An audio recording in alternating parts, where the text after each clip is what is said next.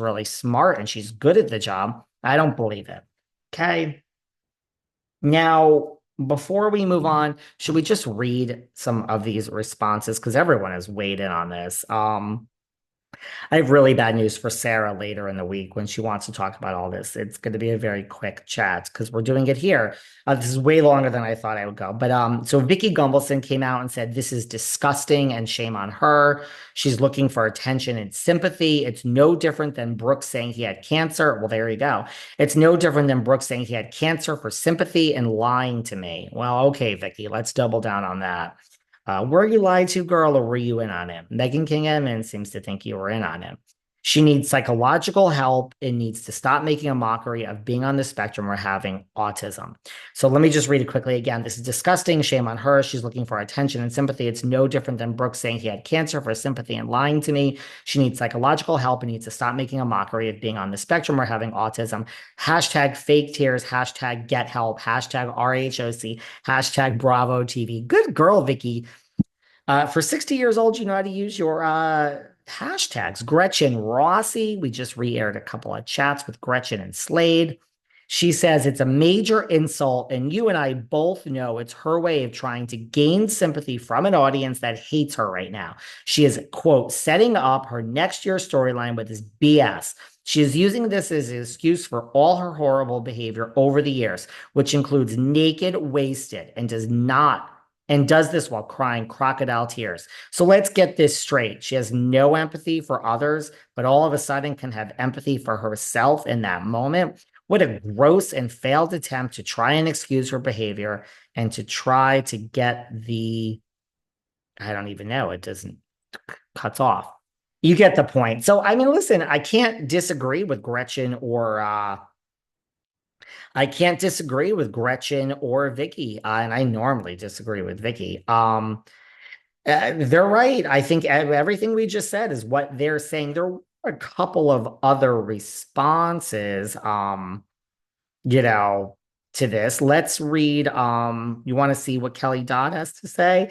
I mean, Kelly Dodd, I love. I mean, Gretchen really probably, looks at this, and like reads it over and like thinks, it's very well spoken that Gretchen. Kelly Dodd just blurts her shit out.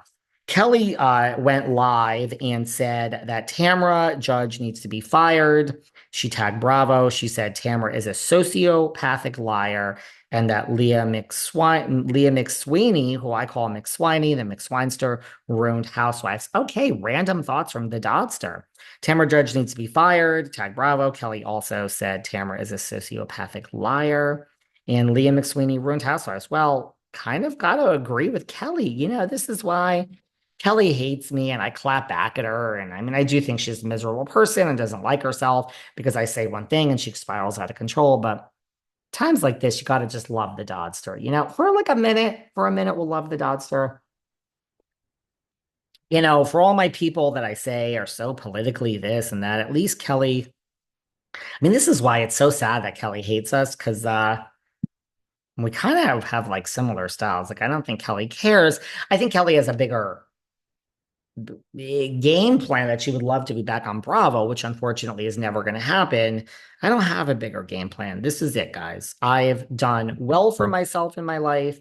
And let me tell you, you know, Ebony is actually the one who said this to me once when we were out having drinks. She's like, you would hate being on a reality show, which again, let me make this very clear. Call me for a reality show and I will say yes, because I see the upside. But the difference is, I mean, I can't tell you guys. I know so many people that do so many things and plan stories, and man, everyone just wants their name in lights. And I really, truly don't care about that stuff. I just want to actually do the work. Like, what I love the most about this job is dealing with the ad partners, negotiating the ad rates. I love all the back end stuff of like, I like making money. I'm a business person. I own it. That is what excites me. I love that stuff, putting deals together.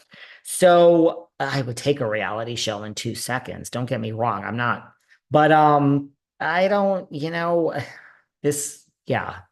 Let me just say this podcast pays way more than a reality show would pay me for years and years and years. So I'm not a fame whore, despite what people think about me. So, I mean, Tamara's, that was her statement. Good for you, Kelly. I do think McSwiney ruined how did McSwiney ruin Housewives? No, I think a lot of things ruined Housewives. Wouldn't it be really funny, by the way? God, I mean, this really is going to be two parts. Wouldn't it be really funny if, we have Bethany Frankel, the self-proclaimed number one housewife of all time. Bethany considers herself the number one. She considers herself the most successful, blah, blah, blah. But wouldn't it be funny? So Bethany starts this reality reckoning. It doesn't fucking go anywhere. I mean, God knows what. We have Carolyn Manzo, who, really, whether you like her or not, one of the really big names in RHONJ history.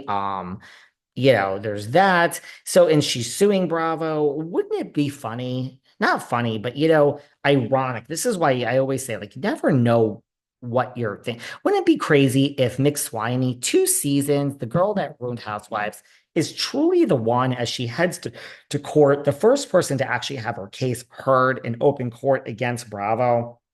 Really? I mean, I know Nene, but Nene was a big one. Oh, one of the best housewives of all time. Wouldn't it be funny if the McSwinester, 2 seasons, if she's the one that like took down Andy and took down Bravo? I mean, let's not be too dramatic here. We're not taking down a network, but wouldn't it be funny if Leah's the one that actually had like an open victory when we have the number one self-proclaimed housewife, Bethany Frankel, and Manzo? Don't fuck with Carolyn Manzo. That's scary. And you're a clown and this and that and blah, blah, blah. Wouldn't it just be, does everyone see the irony in this? That like, wouldn't it be, I mean, Nene is so huge if it's McSwiney who kind of made headways, you know? I just thought that was I thought that was funny. So there's that. The only other person that responded is one of our fellow podcast host, Miss McDonald. Heather McDonald said, being on the asshole spectrum is a very serious diagnosis. Everyone needs to respect Tamra, Teddy, and their families' privacy at this difficult time. At Andy, at Watch What Happens, at Bravo TV, hashtag assholes, hashtag praying for Tamra. All right, McDonald's, you got something to say there too. I don't disagree with you either. So I kind of agree with everyone on this. There you go. I don't know. Did I slow that down too much? People seem to like when I slow things down. Uh, yeah, it's over. I don't need to hear about this anymore, but I think we're going to be. I do think everyone's coming back next season. Just a few more very quick things about RHOC, and then we'll wrap up. It's a two-part episode here today.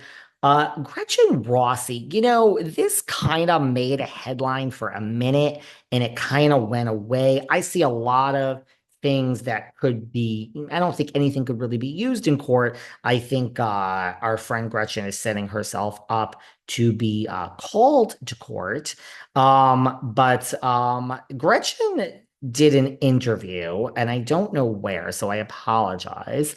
But Gretchen did an interview, and she just made it clear, which I don't think we really knew this before. I didn't, that she was actually in the bathroom, which I don't really know. I mean, there were rumors of who was in the bathroom, but now it's coming out of Gretchen's mouth. I was in the bathroom with Caroline Manzo and Brandi Glanville